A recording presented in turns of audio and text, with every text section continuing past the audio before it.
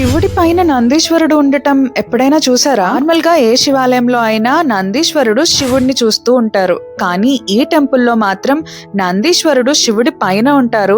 పైగా ఇద్దరు ఒకే వైపు తిరిగి ఉంటారు. అలాగే నందీశ్వరుడి నోటిలోంచి వచ్చే వాటర్ తో 24/7 శివుడికి అభిషేకం జరుగుతూనే ఉంటుంది. Welcome to Dakshinamukha Nandishwara temple, Malleshwaram, Bengaluru. Long back కొంతమంది బావి కోసం అని తవ్వుతూ ఉంటే ఈ నందీశ్వరుడి విగ్రహం బయటపడిందట.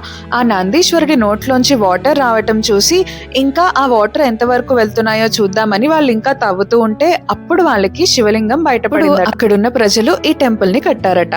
అంటే ఈ టెంపుల్ ఆర్టిఫిషియల్ గా క్రియేట్ చేసింది కాదు, నిజంగానే న్యాచురల్ గా నందీశ్వరుడి నోట్లోంచి 24/7 వాటర్ వస్తూనే ఉంటాయట.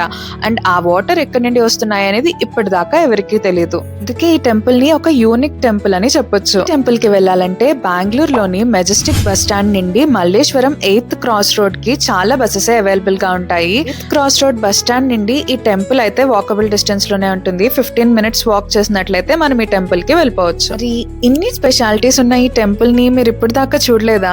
అయితే ఈ నెక్స్ట్ వీకెండ్ కి వెళ్ళడానికి ప్లాన్ చేసుకోండి. ఈ టెంపుల్ కి వెళ్ళడానికి మీకు క్లియర్ రూట్ మ్యాప్ కావాలి అంటే టెంపుల్ అని కమెంట్ చేయండి, నేను మీకు డిఎం చేస్తాను. ఇలాంటి మరెన్నో ఇంట్రెస్టింగ్ వీడియోస్ తో మళ్ళీ కలుద్దాం.